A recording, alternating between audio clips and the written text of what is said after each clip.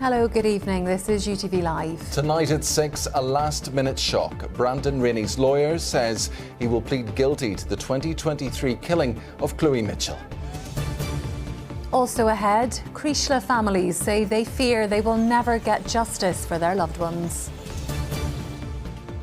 One mother tells UTV that there needs to be more regulation of e-scooters after her son ended up in a coma. In my head it was like, is he ever going to make it? Is he ever going to be able to talk? Is there going to be brain damage? Is there going to be lasting damage, you know? Plus the rest of the day's news, weather and sport, including puppy love. We meet the pair of doggies whose lives were saved by specialist surgery.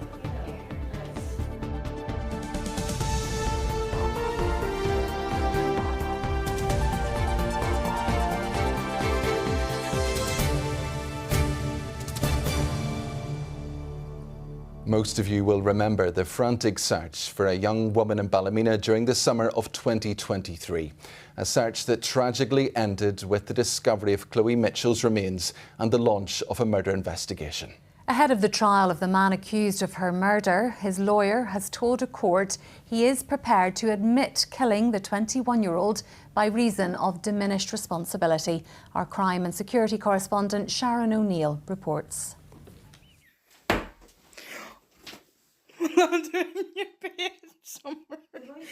Chloe Mitchell, full of fun. This, how her family want her remembered. They recently spoke to us about their loss as they secured a trial date against the backdrop of the ongoing criminal barrister strike. I see her in my head every day, so I just see her beautiful face all the time.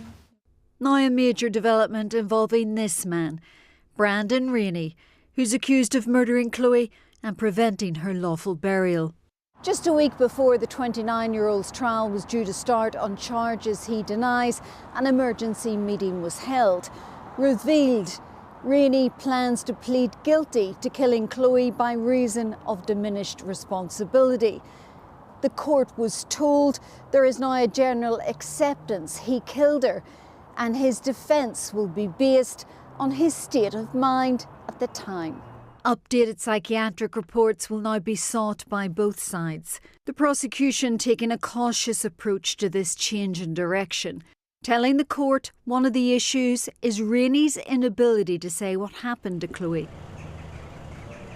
The 21-year-old was last seen not far from her home in Harryville in Ballymena back in June 2023. A week-long search ended after her remains were found not far from where she disappeared. Concerned circumstances could change. The prosecution today told the court the trial date of March the 9th should remain in place just in case. But that date was set aside. Instead, Rainey was ordered to appear in court again on the 12th. Sharon O'Neill, UTV Live. A search of government records has failed to confirm that Jeffrey Epstein stayed at the official royal residence here. There had been suggestions the convicted paedophile had spent time at the castle, but despite a search, no evidence was found. In a separate development, the DUP leader, Gavin Robinson, has said he understands the public annoyance at the proposal to give MLAs a 27% pay rise. Well, our political editor, Tracy McGee, joins me now to talk about all of this. So let's turn to Jeffrey Epstein first. We know that the convicted paedophile didn't stay at Hillsborough Castle. So this was all started because unionist politicians had raised concerns that the convicted paedophile Jeffrey Epstein may have stayed at Hillsborough Castle, given the fact that he was known to have an association with the then Secretary of State Peter Mandelson. Of course, he's also known to have had this friendship with former Prince Andrew, now Andrew Mountbatten Windsor. Now, Carla Lockhart, the DUP MP, had said that she wanted to see a full review of records because she believed that Epstein had stayed at Hillsborough Castle on at least one occasion. The Ulster Unionist leader John Burrows also raised concerns. But we learned today that despite what has been described as comprehensive searches, both electronic records and the reviewing of physical files, the now Secretary of State Hilary Benn wrote to John Burrows to say that there was no record of any official contact at that time. That would have been the tenure of Mandelson as Secretary of State between October 1999 and January 2001. There's no record of official contact and no information to suggest that Jeffrey Epstein ever stayed at Hillsborough Castle. OK, let's turn to another matter now. The DUP leader, Gavin Robinson, has broken his silence on the matter of MLA pay, which we've been reporting all week. Yeah, just a recap in case you've been living under a rock. Last week, the remuneration panel, the independent remuneration panel that is supposed to be assessing MLA's wages, recommended a nearly 27% pay rise, some £14,000 a year pay rise for MLAs. And that sparked quite a reaction from unions and from the public, it has to be said. There was at the time a deafening silence from the parties, but they have slowly but surely started to react. We've heard from Michelle O'Neill saying it was understandable. John Burrows, the Ulster Unionist Party, he said that the independence of the panel had to be respected. So today, the DUP leader, Gavin Robinson, appeared before the cameras and he also said that he respected the panel's independence. I understand the frustration, the annoyance, the anger that has been expressed by this proposal. But the proposal didn't come from politicians. Politicians set up an independent process because they recognise that they should have no role in setting their own pay. And in that, at least, I believe is right. OK, so the proposal is out for consultation, but it doesn't look like anything's going to change. Well, Gavin Robinson would not be drawn at all on the fairness of this matter. What is important to note about this consultation? It's not a public consultation. Only some people are going to be asked. That includes MLAs themselves, pension trustees and the Assembly Commission. And crucially, Paul, there is no vote on this proposal. So as it stands this evening, it's very hard to see how this proposal will not go through. And more than likely, MLAs will get this pay rise beginning April 1st. OK, Tracy, there we'll leave it. And for more political analysis, make sure you tune in to our Politics podcast. On this episode of UTV Talking Politics, Tracy and Vicky discuss that MLA pay rise, Stormont reform and the government by social media. You can catch up on ITVX or wherever you get your podcasts. Families of those killed in the Creeslough explosion have hit out at the Irish Justice Minister for rejecting a request to meet with them. 10 people died in the sudden blast at a filling station in the Donegal village 3 years ago. Relatives campaigning for a public inquiry had requested a meeting with Minister Jim O'Callaghan, but have described his refusal as a slap in the face. Gareth Wilkinson has this exclusive report. 10 people were killed in Creeslough. Again, one of the biggest things in the history of the state. So why is the government not talking to the families? Donna Harper is angry. Her teenage daughter Leona was killed in the Creeslough explosion. 24-year-old Jessica Gallagher was also killed, and her sister Shauna is also angry. They're speaking out. Ireland's Justice Minister has said no to a request to meet bereaved families. It's shocking, but not shocking at the same time. It really feels like we're not being acknowledged by the government. A gas leak is suspected to have led to the explosion. It ripped through the shop and apartment block at a filling station in the Donegal village, claiming 10 lives. But the cause has never been confirmed, and without an official explanation, families came together almost 18 months ago. It was their first public show of unity, filmed by UTV, as they demanded a public inquiry. Donna had spoken with Minister Jim O'Callaghan before Christmas in a meeting she describes as brief and informal. Grieving relatives had wanted to press their case with him as a group. I had chosen myself then to send the email to him, requesting a meeting with everybody, and I was really, really shocked, really hurt by it as well, that there was no plans on meeting anybody.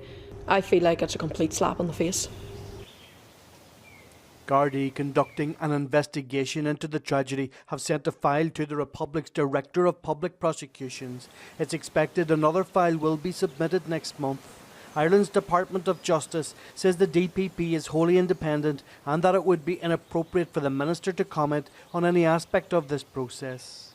And the letter emailed to Donna on behalf of the minister seen by UTV states that he must allow the criminal proceedings to be completed before he can facilitate a further meeting. And it goes on to say, I appreciate that this is not the response that you were hoping for. None of us are expecting the minister to all of a sudden solve the case or to, interfere in any way with the criminal investigation, but to not even acknowledge us as a group is quite insulting. Last October, families marked the 3rd anniversary of the disaster. Still trying to cope with grief and struggling without answers. Gareth Wilkinson, UTV Live, County Donegal. Legal bids to have the cases thrown out against 9 Londonderry men accused of offences linked to the murder of Lyra McKee have been rejected at Belfast Crown Court. The 29-year-old journalist was shot and killed while observing riots in the Craigan area of Londonderry 7 years ago. The new IRA claimed responsibility for the death. 3 men from Derry have been charged with her murder, while 6 others from the city are accused of offences including rioting and throwing petrol bombs. They deny the charges.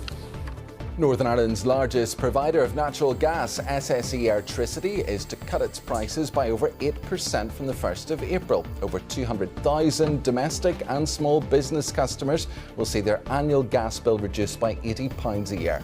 Customers with a prepayment gas meter will see their typical costs reduced by around £79. Police have been contacted after red paint was poured over a statue of Queen Victoria outside the Royal Victoria Hospital in Belfast.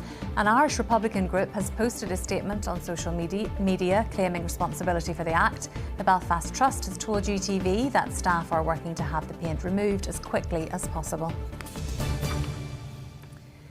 A mother is warning of the dangers of e-scooters after her son was left fighting for his life in a coma. The 14-year-old was rushed to hospital last year with a fractured skull following a fall from a friend's scooter. His mother, Kirsty Walker, says the injuries were so severe she didn't know if he would survive or if he would be left with permanent brain damage. Leah McNally reports.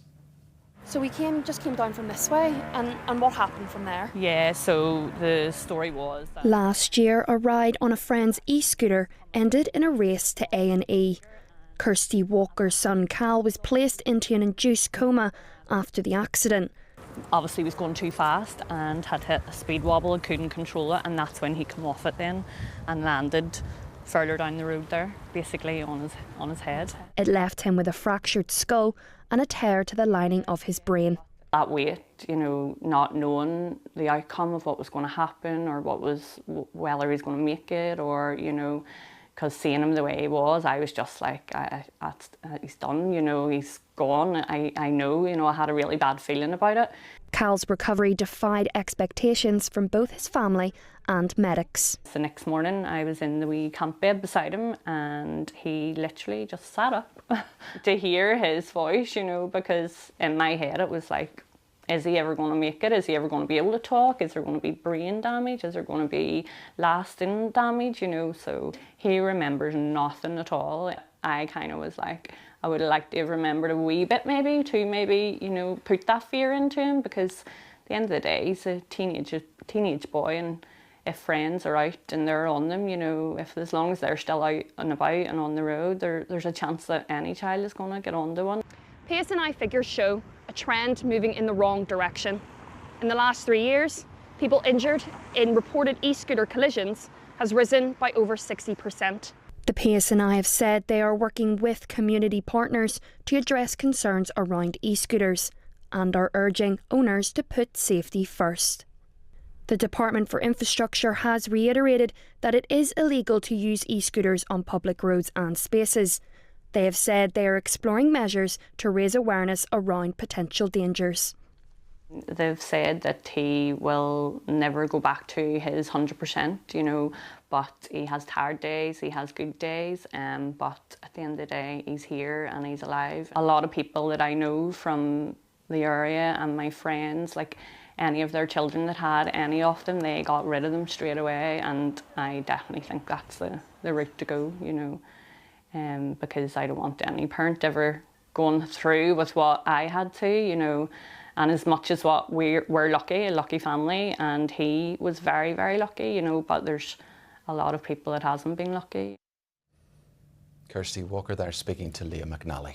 Still to come on this evening's programme. We hear from Australian international Angus Bell on life at Ulster Rugby so far. They call it puppy love. Meet the doggies who survived major cardiac surgery. And a cool and crisp start tomorrow with some bright and sunny spells, but we have some rain on the way for Sunday. I'll have all of the details coming up shortly. But before that, let's take a look at the headlines making tonight's ITV News at 6:30. Here's Charlene White. A seismic win for the Greens in Gorton and Denton, but a bruising blow for Labour. Keir Starmer's vowed to keep on fighting, but MPs say it must be a wake-up call. We'll have the latest analysis. Soham double murderer Ian Huntley remains in a serious condition as his attacker is named. And the Wanted's Max George speaks from the heart about having his pacemaker fitted. Do join us for those stories and more from 6:30. It's time for sport now. Yes, and Ruth's with us in the studio.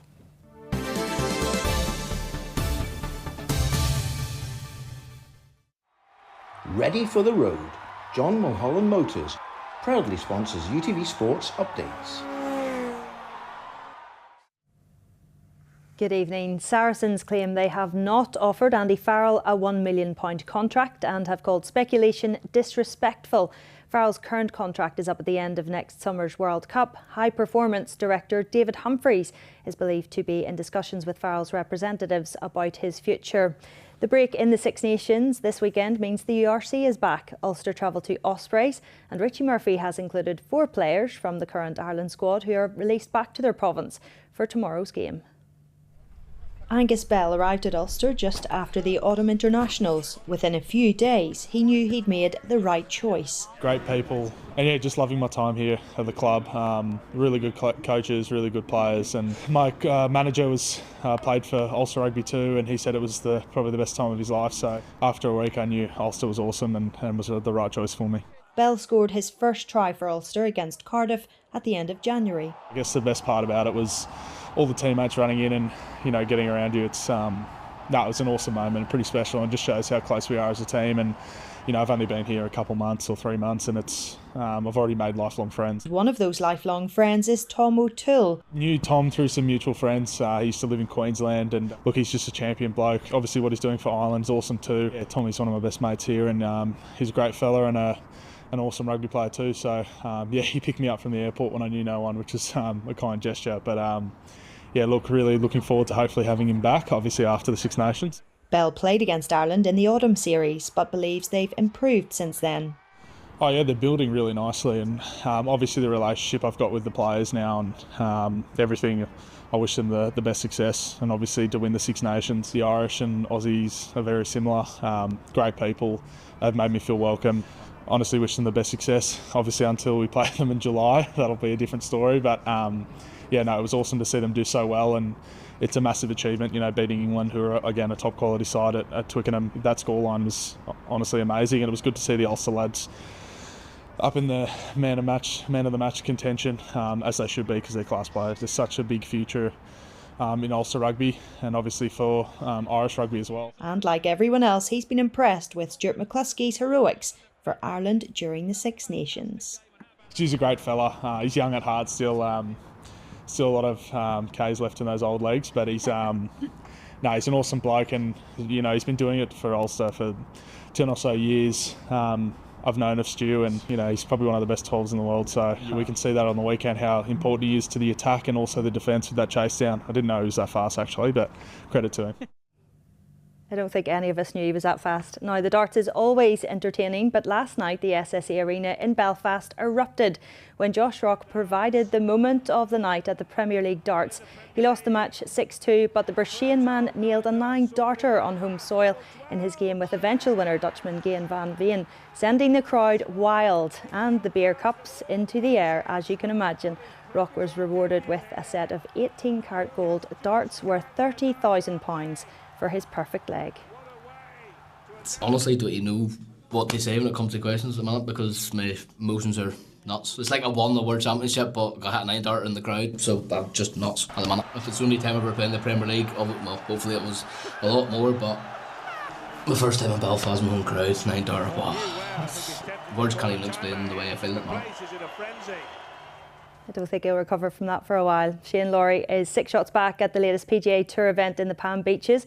Lowry started today on 1 under par after a slow start yesterday, but he started in better form today with 2 birdies in his first 3 holes. Seamus Parr is 5 off the lead on 4 under. Video assistant referee technology will be used in Northern Irish domestic football for the first time at next month's League Cup final. Linfield face Glentoran in the showpiece at Windsor Park on Sunday the 15th of March. Irish FA officials will take charge on the action on the pitch, but the VAR will be handled by officials from outside the country with more experience of using the technology. This weekend there's a full set of fixtures in the Irish Premiership. Just 5 points separate the top 3 in the table. Leaders Larne make the trip to Ballymena, while second placed Coleraine are at Dungannon Swifts. On Sunday, Linfield travel to North Belfast rivals Cliftonville. Now, Elite League leaders, the Belfast Giants, welcome second placed Sheffield Steelers to the SSE Arena tonight. The Giants are 6 points clear at the top with a game in hand. We move on to the next one. That's been our motto for the last couple of months here. Obviously, we're in a good position, but the other teams are winning too. So we just got to focus on the next one. But we got a couple of days off here, get rested up and be ready for Friday. Finally, in Gaelic Games, there's no National League action in Division 1 this weekend, but Tyrone and Cavan are in action in Division 2 against Offaly and Louth respectively, while Down and Fermanagh meet in Division 3 and Antrim face Wicklow in Division 4. That is all your sport. Have a great weekend. Ready for the road. John Mulholland Motors proudly sponsors UTV Sports Updates.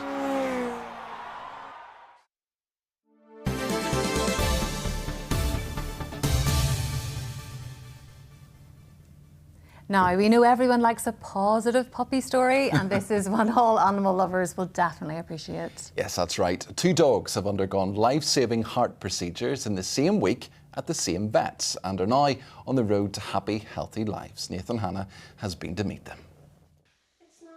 Together again. 2 very different puppies who have very similar tails. Meet Dealing and Peekaboo. 2 pups who had 2 miracle heart surgeries in the same week and who are delighted to be back with those who saved them. You have the one that I fixed. Both puppies had a condition called patent ductus arteriosus, or PDA. So a PDA is a little blood vessel that helps the puppy oxygenate in the womb, and humans have this as well. Sometimes whenever they're born, the DA, the ductus arteriosus, remains open, and that can be dangerous for them long term. So it results in severe heart enlargement, and about 2/3 of puppies will die within the first year of life of heart failure if that is not closed. Peekaboo was just large enough for a minimally invasive closure, but Dealing was far too small for a keyhole procedure and required complex open chest surgery. So you can feel the heart murmur at the start and then it's gone at the end of the surgery, so it feels really magical when you're doing it and like you've really fixed something. The surgery was super fiddly. She's definitely my smallest patient by far, and the surgery is always quite stressful because you're operating on major blood vessels coming straight off the heart. But thankfully the surgery went really well, and then we enjoyed lots of cuddles in the post-operative recovery period. Peekaboo had a tough start in life but is now thriving. Her mother was found abandoned in Galway, and a very kind man took her in on a very cold, wet night and noticed that she was very heavily pregnant. She gave birth 3 days after being taken in by the rescue centre, the Galway SPCA. When we found out that she had PDA, she had already gone into heart failure. The charity had let us know before we'd even adopted her that this was a significant thing that she would have to deal with, and we made sure that she had everything and anything that she needed in order to survive.